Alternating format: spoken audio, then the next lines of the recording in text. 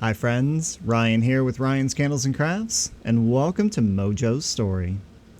Mojo was a character that we met in Jojo's story.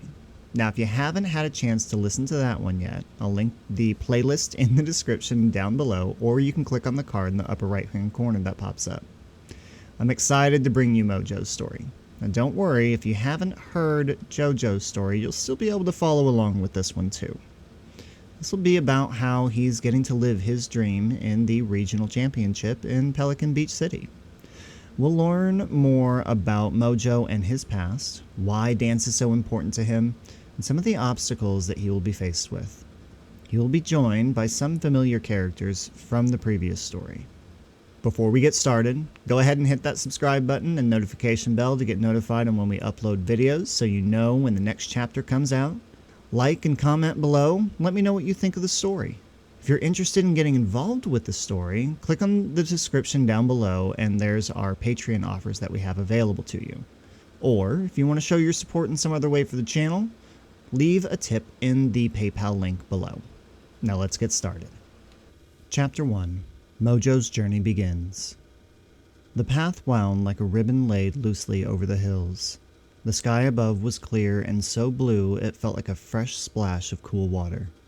The sun, shining as bright as ever, made the day warm and inviting to fly as high as one could as a bird.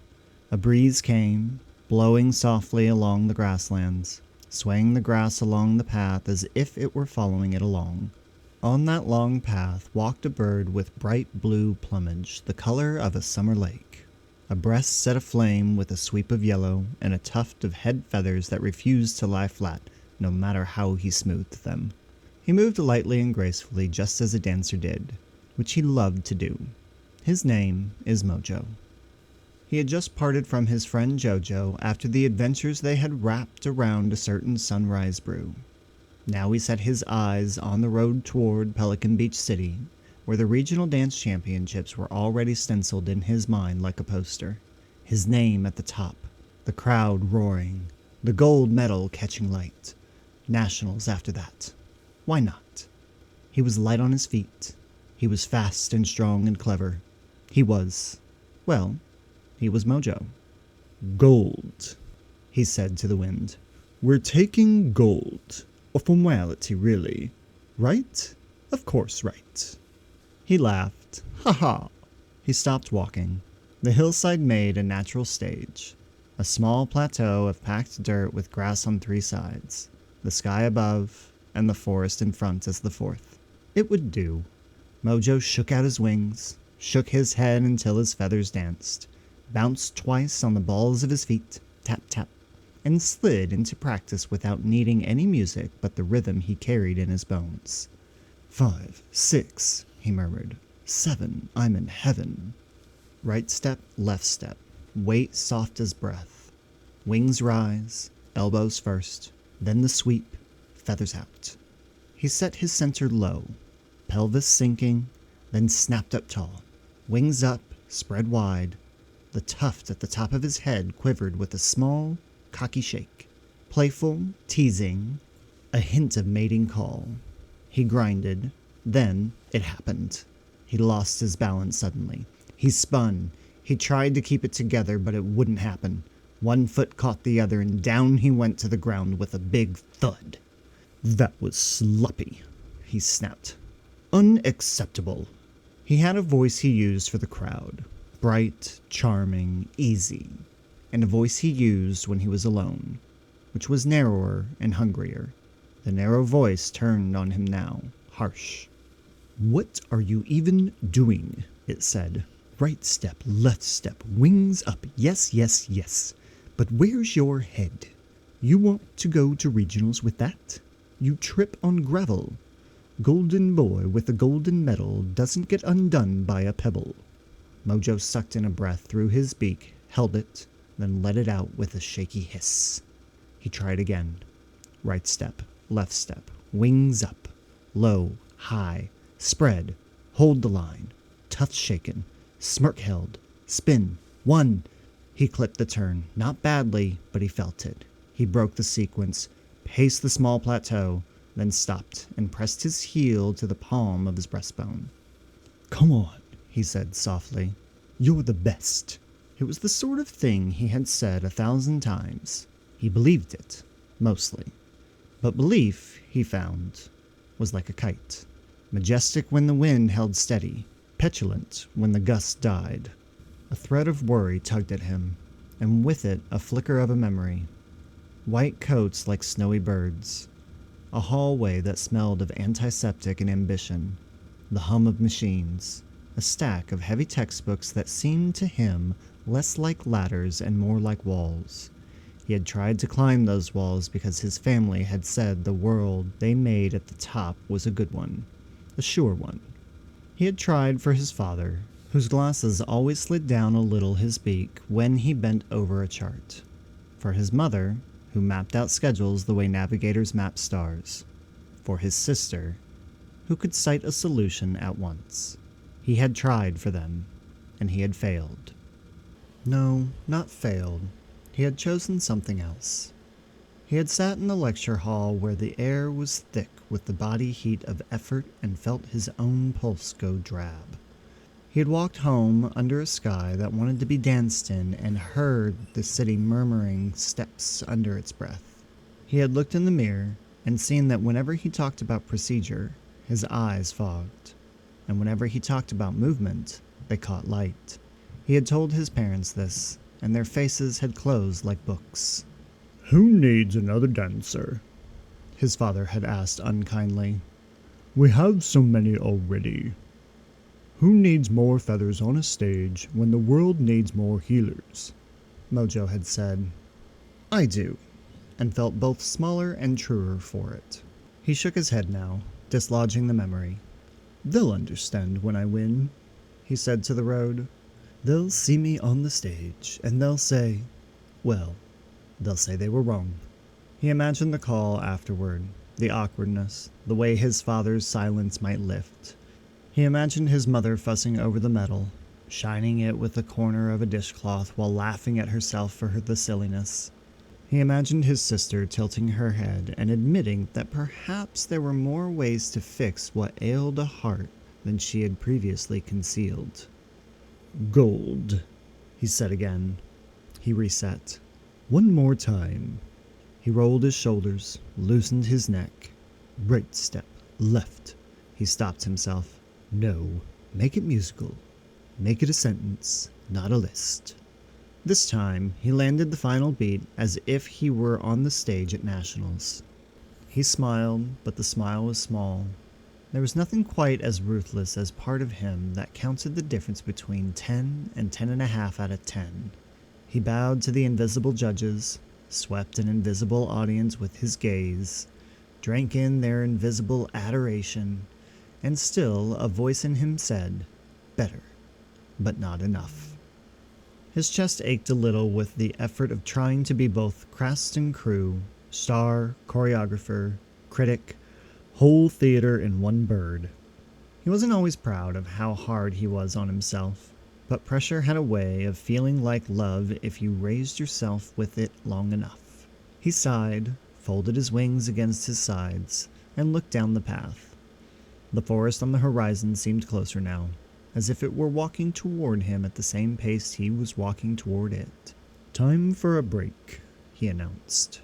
"A short one." He let his legs carry him. The path gentled. He could have flown, of course, he could have flown. But the air was not kind for what he needed.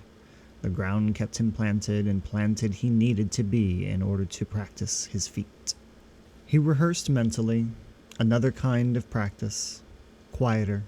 He saw himself walk onto the championship stage at Pelican Beach City. He saw himself again on stage. Over and over he rehearsed in his head. He nailed it. "Nationals after that," he whispered. The path rose and led him down into a shallow dip, where the heat collected and made the air thick for a few steps. He pictured the crowd, faces blurred into a kind of tide. He thought of the judges' pencils and tried to befriend them in his mind. He thought of Beth, the dancer he had seen only briefly in Dune Peak Village. He shook his head to clear the image away. He did not think about the rivals yet. The path was enough. You could fly, a lazy voice inside him said. Just lift off. Make the forest come to you. He answered it gently. Walking is best, he said, and I need to practice. He let the small worries drift to the edges. He thought of his friend Jojo, gentle Jojo with his steady hands, and the way the golden bubble had hovered over his shoulder. The goodbyes had been quick. Mojo preferred them that way. Long farewells were stages in their own right, and he did not trust himself not to perform. You'll do fine, he had told Jojo then. The world needed Jojo's kind of bravery as surely as it needed his own. The hillside softened. The breeze rustled the tops of the grasses. Mojo's steps slowed. He stopped, closed his eyes, and let the sun paint the yellow across his lids. He listened for small changes, the telltale shift in wind tone when a stand of trees was near, the change in bird calls where open country gave way to canopy. The forest no longer seemed merely a line on the horizon. Okay, he said, and opened his eyes. He picked a stick up from the ground, something straight enough to be a baton, and used it to mark an invisible 8 count on the air as he walked. 1, 2, 3, 4, tap. 5, 6, 7, 8, twirl. He tossed it and caught it, tossed it again, and dropped it. Caught the drop with a quick foot tap recovery that made him laugh despite himself. He practiced a short phrase as he moved, not full out, just the cartilage of an idea, a quick right, a softer left, wings brushing the air, then a small internal coil of the spine, and there, the spin, abbreviated but poised. He would save the full version for later. His thoughts crept again toward his family, uninvited but familiar.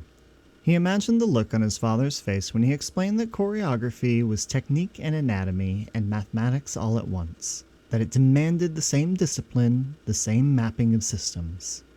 He imagined his mother with her precise calendars nodding slowly as he showed her his rehearsal schedule, the way he broke large ambitions into hours and sets and measures.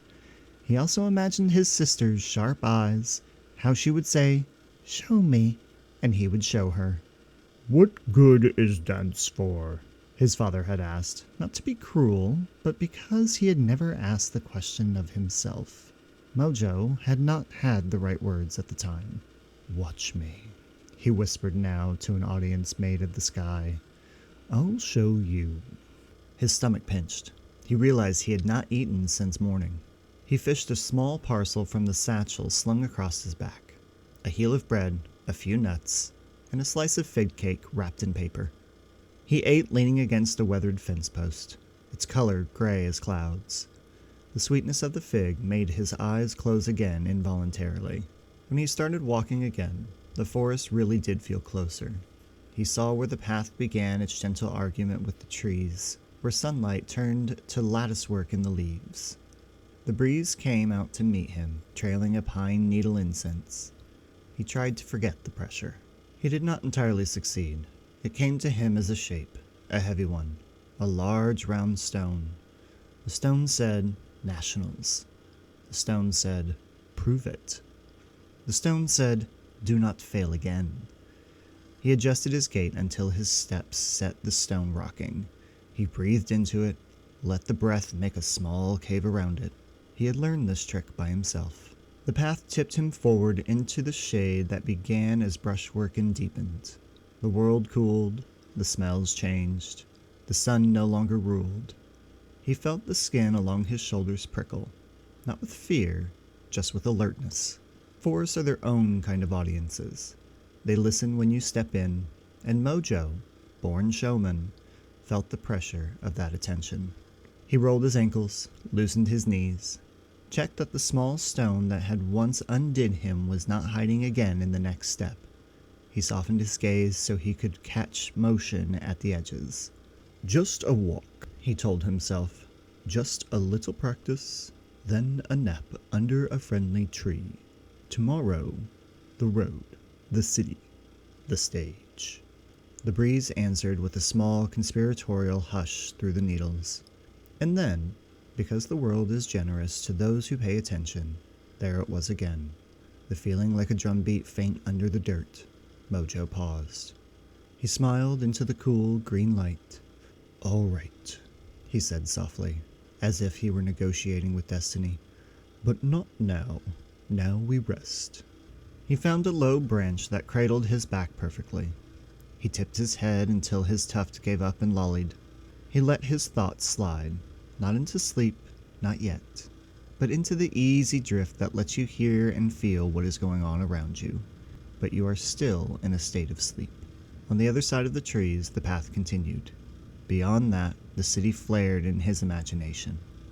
Wood and lights, and a floor that would answer him beat for beat. He pictured the sign-up sheet, the roster of names, the moment his eyes would find his own. He pictured the first steps on the stage and tried, for once, to think of it not as a conquest, but as a conversation. He did not know yet how to do that, but the idea nudged him like a friend. He closed his eyes. The forest held him. The path waited. Somewhere far off, something moved in time with him, then out of time, then in again. When the breeze came again, he whispered to it. Not a vow this time, not a prayer, just a promise to himself, shaped like a question. "Can I dance to make them feel it, too?" The breeze, being breeze, refused to answer in words. It answered in coolness. Mojo smiled, small and unperformed, and let the world carry him a few inches closer to sleep. Every journey begins with a step, and sometimes the bravest step is the one that slows you down. Well, friends, there we have it, the end of our first chapter for this story. I hope you've enjoyed what you've heard and seen so far. The beginning part of getting Mojo taken care of has actually gone fairly quickly with some of the things that I've picked up already, just with this being my second diamond art painting. The multi-placing is really helping a lot. And yeah, I'm really happy for you guys to be able to kind of see how this progress goes. So let me know in the comments below of what you think of the story. Until next time, light a candle, pour a coffee, and let's keep crafting.